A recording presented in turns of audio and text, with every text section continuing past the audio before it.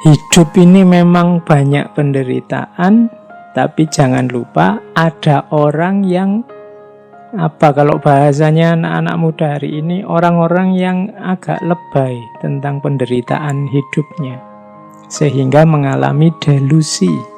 Kalau ini teori psikologi ini.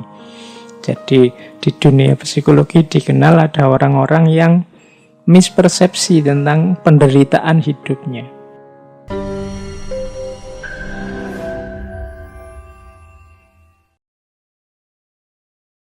Nah, malam ini kita lihat tentang penderitaan. Penderitaan ini dari kata-katanya sudah bisa kita pahami, ini hubungannya dengan apa yang kita rasakan.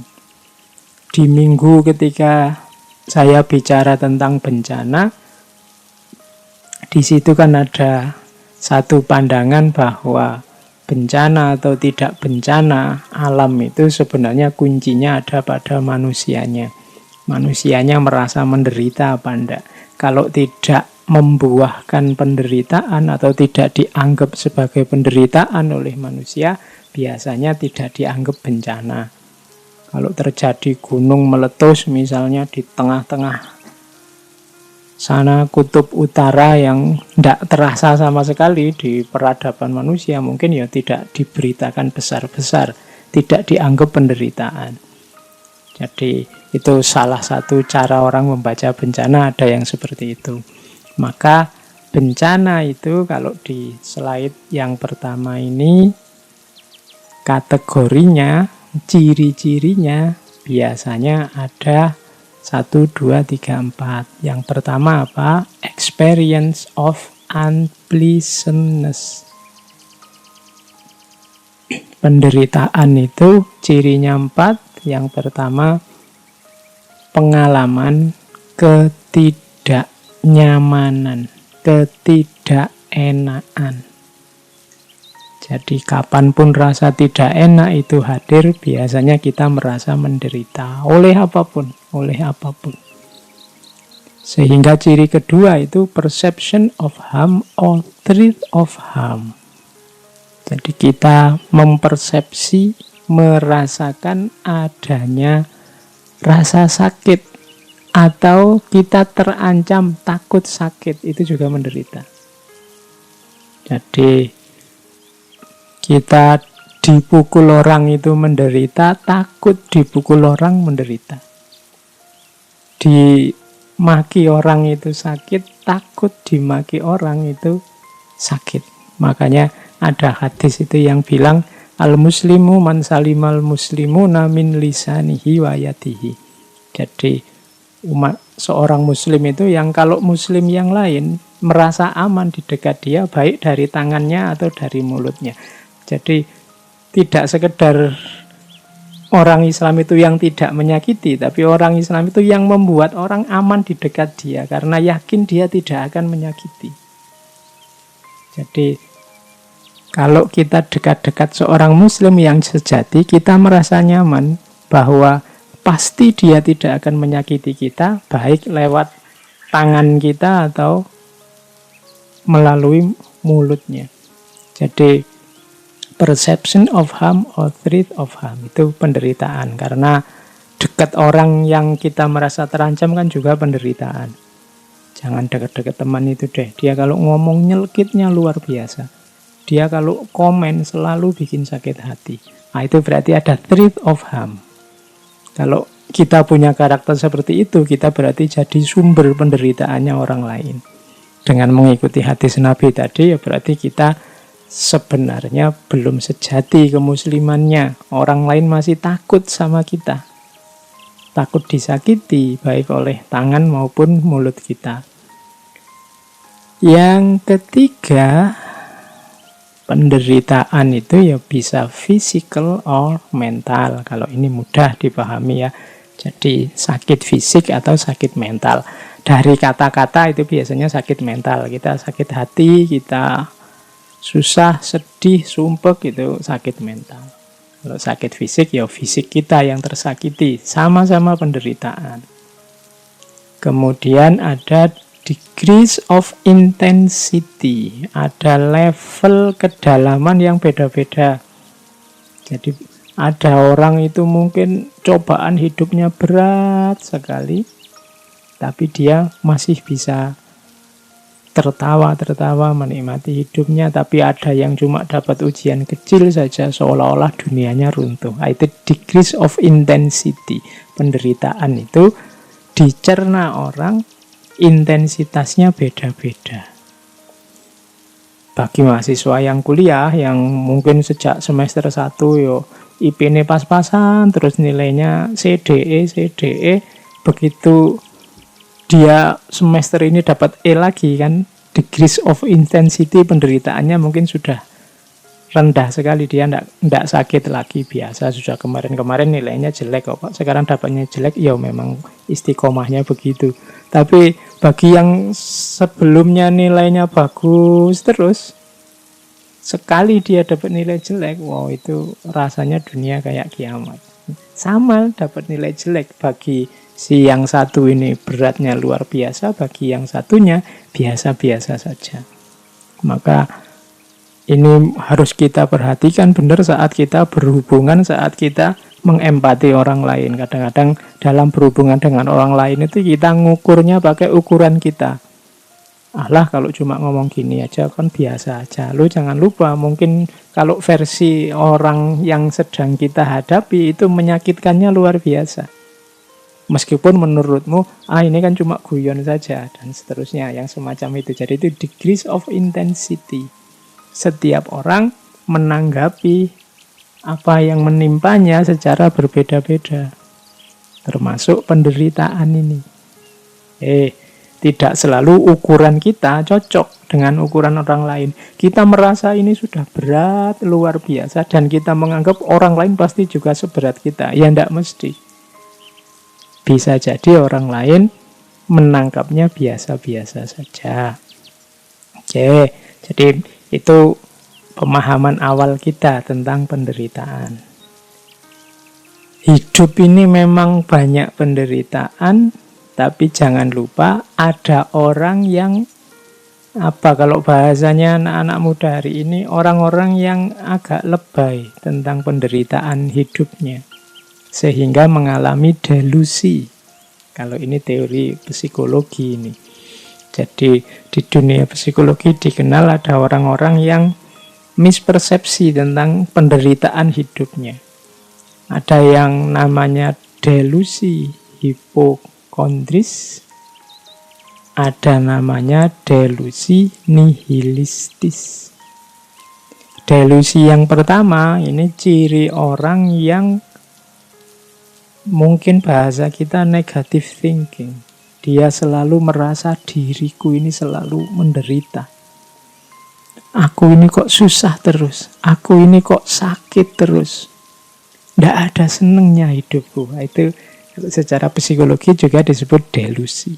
Delusi itu berarti semacam tertipu, dia memahami dirinya, mispersepsi tentang dirinya. Apa iya sih hidup kita ini 100% isinya susah terus, menderita terus, kecewa terus, cemas terus? Kan enggak. Masih banyak hal yang bisa disyukuri. Tapi orang-orang yang kena delusi ini merasa bahwa hidupku selalu menderita. Sejak aku kecil sampai sebesar ini, tidak pernah sekalipun aku bahagia. Itu jenis delusi. Ada yang lebih dari itu, namanya delusi nihilistis. Delusi nihilistis ini merasa bahwa tidak cuma aku ini selalu menderita, tapi aku ini sudah tidak ada harganya. Tidak berguna lagi aku hidup di dunia. Apa gunanya aku ada sekarang? Nah, itu namanya delusi nihilistis. Menganggap dirinya tidak penting lagi untuk ada. Untuk yang mengalami yang kedua ini hati-hati. Karena jangan sampai melahirkan tindakan-tindakan yang merugikan diri sendiri dan orang lain. Jadi penderitaan ya kita akui, hidup ini memang banyak sekali hal-hal yang membuat kita menderita dalam tanda petik, tapi ya jangan berlebihan. Sampai tadi mengalami delusi, menganggap hidup kita selalu tidak ada senengnya sama sekali. Atau yang nihilitis, hidup kita ini tidak ada harganya. Saya itu apa sih Pak? Sekarang kan banyak itu, apa sih aku ini? Aku ini kan kayak remah-remah rengginang di... Nah itu hari ini kan banyak istilah itu, ya tidak apa-apa untuk guyon. Tapi ya jangan sampai beneran kita merasa bahwa hidup ini tidak ada harganya. Allah mengizinkan kita, menakdirkan kita bisa hidup, eksis hari ini di muka bumi, pasti ada tujuan, ada nilai, ada harganya. Tidak ada orang yang sama sekali tidak ada harganya. Mungkin kita menyebut ada lupa orang-orang yang jadi sampah masyarakat. Ya, itu hanya salah kelola saja, baik dirinya maupun masyarakatnya, sehingga akhirnya dia tercampak, kita sebut sampah masyarakat. Itu pun ada harganya. Kapan-kapan kita membahas itu, tentang dunia sosial orang-orang yang dianggap tidak berharga. Tapi jangan sampai kita merasa diri kita sendiri sama sekali tidak ada harganya. Berarti kita mengalami delusi nihilitis. Kadang-kadang ini nanti membawa orang jadi seperti saya sebut di minggu lalu, orang yang depresi terus mengakhiri hidupnya sendiri. Kita lanjutkan. Ini agak menarik. Tadi tiba-tiba saya dapat referensi dari Mahatma Gandhi sebenarnya. Ada, katanya Mahatma Gandhi, ada 7 dosa, ada 7 kesalahan kita, yang 7 ini nanti akan jadi sumber penderitaan kita dalam hidup. Ini 7 dosa ini saya bawa karena agak populer, mungkin manifestasinya ada dalam kehidupan kita sehari-hari kali ini. Yang pertama apa? Penderitaan kita hari ini banyak muncul dari antara lain nomor 1, politik tanpa prinsip. Ini katanya Gandhi ya, politik tanpa prinsip. Politik itu tata masyarakat, bagaimana cara mengatur kehidupan bersama. Kalau dia tanpa prinsip, kalau dia hanya berdasarkan kepentingan-kepentingan sesaat, keinginan-keinginan sementara, tidak ada prinsip-prinsip, yang terjadi ya kekacauan. Kalau itu kekacauan, pasti melahirkan penderitaan. Jadi dosa pertama yang menjadi sumber penderitaan adalah politik yang tanpa prinsip. Yang kedua, sumber penderitaan adalah bisnis tanpa moralitas. Usaha bekerja yang tidak menggunakan moralitas. Kalau bisnis biasanya hanya melihat untung dan ruginya. Ini juga nanti akan jadi sumber penderitaan. Yang ketiga, pengetahuan yang tanpa karakter. Orang-orang pinter, orang-orang berilmu yang tidak punya karakter. Tidak kelihatan wajahnya seperti apa. Sehingga ilmu, pengetahuan hanya dipakai untuk menjustifikasi kepentingan-kepentingan keinginannya sendiri. Yang keempat, sains tanpa kemanusiaan. Ilmu pengetahuan atau sains yang dikembangkan dengan tidak mempertimbangkan nilai-nilai kemanusiaan. Ini nanti juga akan melahirkan penderitaan. Beberapa kritik terhadap sains modern kan sudah menunjukkan itu. Misalnya sains yang hanya melahirkan manusia-manusia yang kayak robot, sains yang hanya melahirkan destruksi terhadap peradaban, sains yang melahirkan bom nuklir yang menghancurkan, sains yang menghasilkan, dan lain sebagainya. Sains tanpa kemanusiaan. Jangan lupa juga 7 dosa sumbernya penderitaan adalah kekayaan yang tanpa kerja. Kekayaan yang tanpa kerja simbol kemalasan. Meskipun sumber daya kita luar biasa, kalau isinya hanya orang-orang malas yang tidak mau beraktivitas, yang ingin hasil instan saja, pada saatnya kekayaan itu akan habis dan akan lahir penderitaan. Kemudian yang keenam, kenikmatan tanpa nurani. Kenikmatan tanpa nurani ini orang yang hanya ingin senang-senang saja, memikirkan kenyamanannya saja, tanpa menghidupkan kepekaannya terhadap lingkungan sekelilingnya. Hanya nyari enaknya sendiri saja. Dan yang nomor 7, ketakwaan yang tanpa penyangkalan diri. Orang-orang bertakwa, orang-orang religius, orang-orang yang semangat beragama, bertuhannya tinggi, tapi tanpa penyangkalan diri. Orang-orang yang egois, orang-orang yang sombong, merasa besar, merasa benar. Jadi ini 7 dosa sumber penderitaan. Mari kita hati-hati biar 7 ini tidak hidup di lingkungan sekitar kita. Karena kalau ada ya sedikit banyak kita akan mendapatkan penderitaannya. Karena ini penderitaan level kemasyarakatan, level hidup bersama. Kalau yang di atas tadi kan penderitaan sendiri-sendiri individu kita, tapi ini sebenarnya penderitaan dalam kehidupan masyarakat, itu lahir dari 7 dosa ini.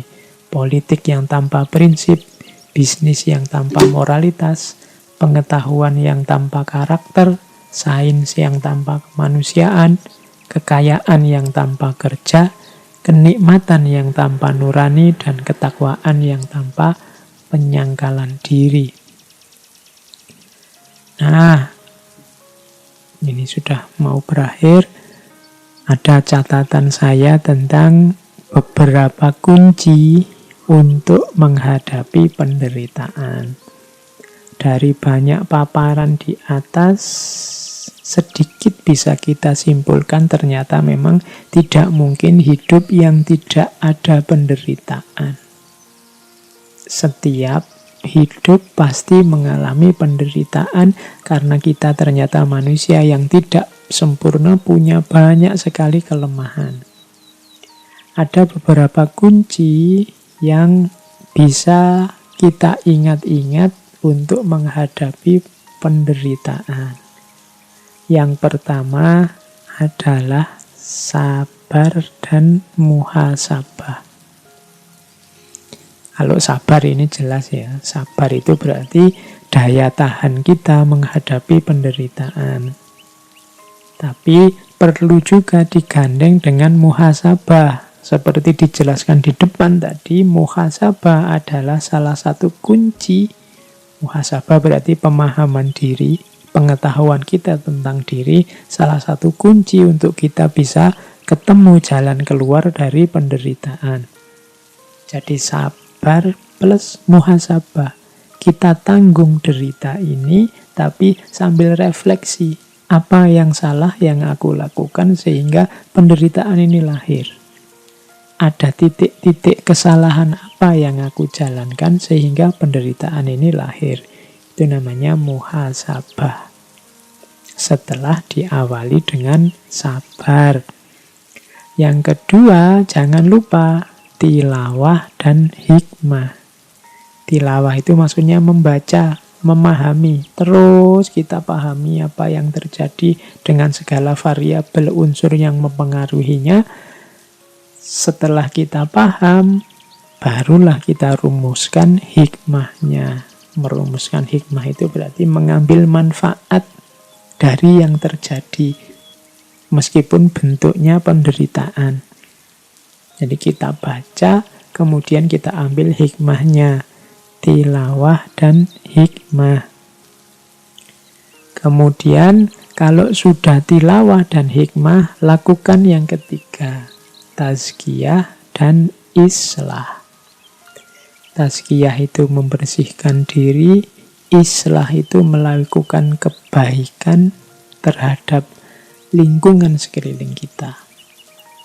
Jadi setelah mampu mengambil hikmah, bersihkan diri dari segala yang salah, yang ketemu tadi dari usaha awal muhasabah. Setelah itu lakukan islah, perbaiki lingkungan sekeliling. perbaiki kehidupan dengan sesama. Diawali dari sabar, setelah kita kuat menanggungnya, kita berefleksi dengan muhasabah, membaca diri kita, membaca lingkungan sekeliling kita melalui tilawah, kemudian menemukan hikmah-hikmahnya. Setelah itu kita bersihkan diri dan kita bereskan lingkungan sekeliling kita. Tazkiyah dan islah. Ini step-step yang harus kita lakukan saat menghadapi penderitaan. Dan pastinya kunci dari kita untuk bisa keluar dari penderitaan hidup sebagai seorang yang beragama, ya pastinya kita harus kembali lagi ke Allah. Di slide saya sebut berhubungan dengan Allah di fase penderitaan itu ada 3 fase. Yang pertama fase confirming, yang kedua fase responsif, dan yang ketiga fase ekstatik. Fase confirming itu fase ketika kita merasakan Allah hadir menemani kita dalam penderitaan.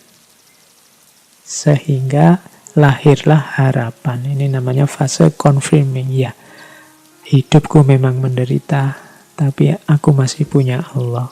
Nah, ini fase ketika seseorang merasa kehadiran Allah. Tumbuh keyakinan akan kehadiran Allah sehingga harapan pun lahir. Sehingga kita tidak putus asa menghadapi bencana, menghadapi musibah, menghadapi penderitaan.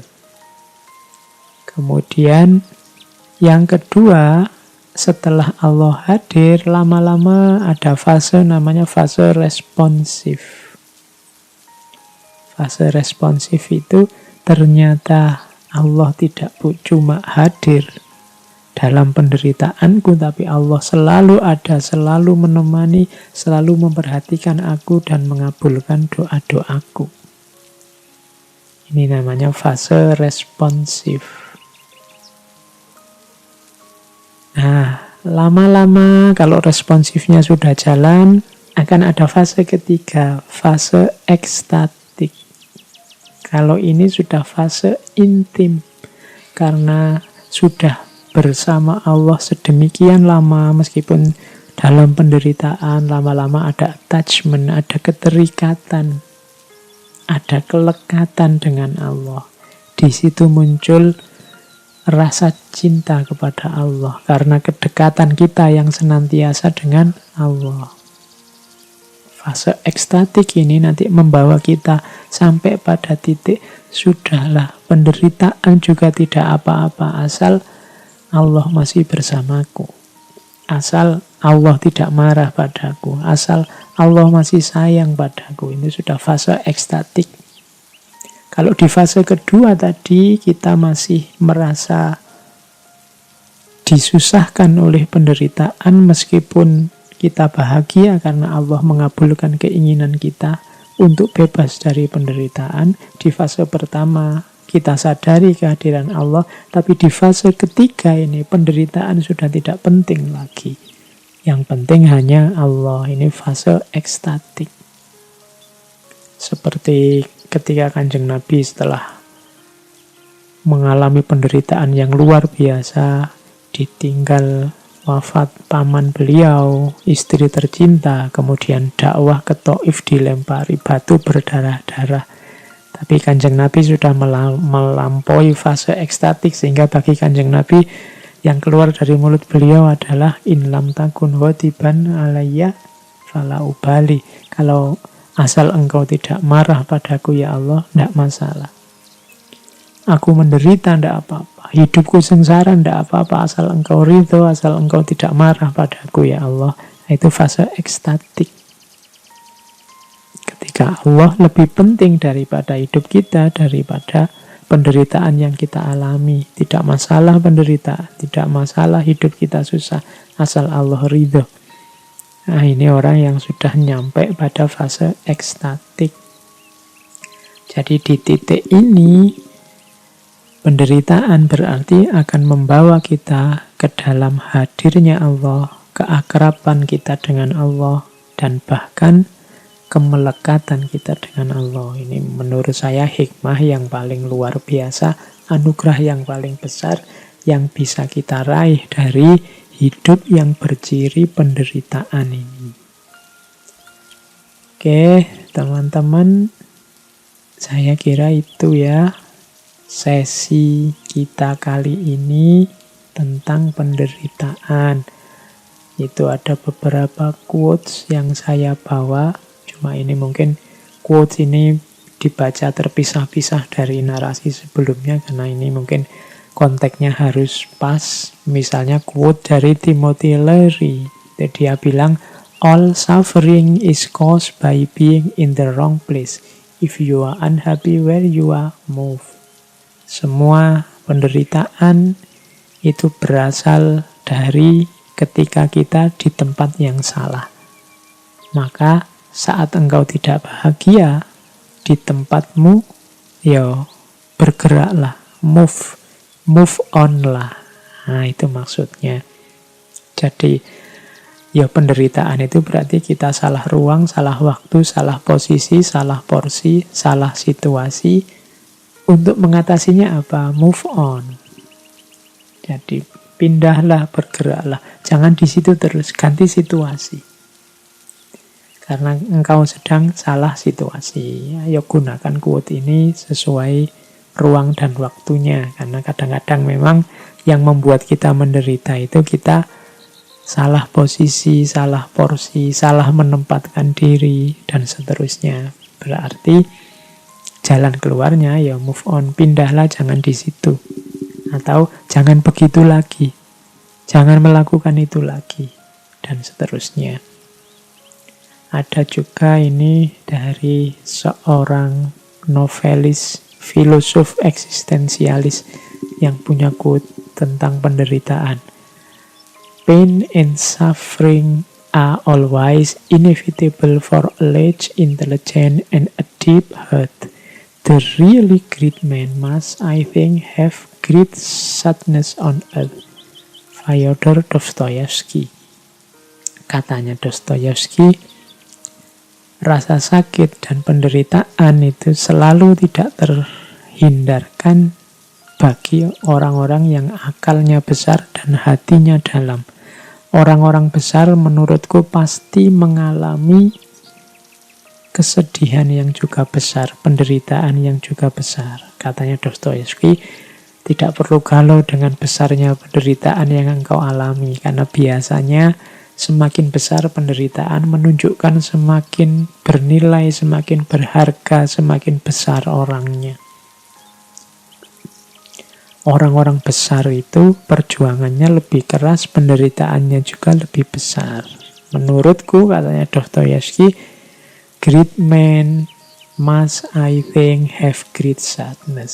Semakin besar penderitaan menunjukkan semakin tinggi, semakin besar orangnya. Nah, itu menurut Dostoyevsky. Jadi kita tidak perlu galau.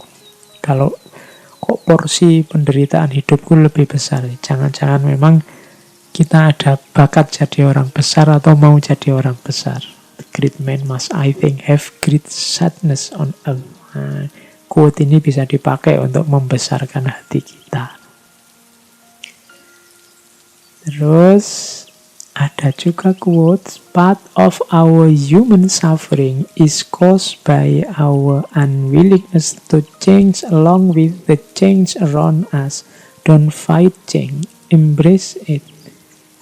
Sebagian dari penderitaan kita itu disebabkan oleh ketidakmauan kita untuk berubah bersama dengan lingkungan sekeliling kita yang sudah berubah. Jangan melawan perubahan, rangkullah perubahan, peluklah perubahan. Quotes ini ingin bilang, ayo kita refleksi, kadang-kadang penderitaan itu lahir karena kita yang tidak mau berubah. Sementara lingkungan sekeliling kita sudah berubah. akhirnya kita terasing dalam hidup kita dan merasakan penderitaan. Maka jangan melawan perubahan, tapi peluklah perubahan itu. Itu quotes ini mengajarkan kita untuk jangan-jangan perubahan itu karena kekerasan hati kita, kekakuan kita untuk tidak mau berubah. Padahal lingkungan sekeliling kita sudah berubah. Terakhir, ini dari Aristoteles. Suffering becomes beautiful when anyone bears great calamities with cheerfulness, not through insensibility, but through greatness of mind. Penderitaan itu menjadi indah saat seseorang menanggungnya dengan banyak keceriaan. Bukan melalui insensibility, bukan berarti tidak peka, tapi dengan pikiran yang luas. Jadi penderitaan, kalau dari penjelasan di depan tadi, sifatnya pasti kita alami, sifatnya niscaya. Tidak mungkin orang tidak mengalami kesusahan atau penderitaan. Maka kita nikmati saja penderitaan itu, kita gembira dalam penderitaan itu. Bukan berarti kita tidak peka dengan penderitaan itu, tapi pikiran kita sudah luas. Pikiran kita sudah paham tentang hakikat penderitaan. Jadi sudah tidak terlalu lagi tersiksa dalam penderitaan. Kita bisa menerimanya dengan gembira. Bears great calamities with cheerfulness. Bukan berarti kita tidak peka, sudah tidak merasa lagi meskipun tersiksa. Ya tersiksa, tapi tetap gembira, tetap ceria. Kenapa? Karena pikiran kita sudah luas, wawasan kita sudah menjangkau, sudah paham apa itu penderitaan, sehingga tidak terlalu digelisahkan lagi.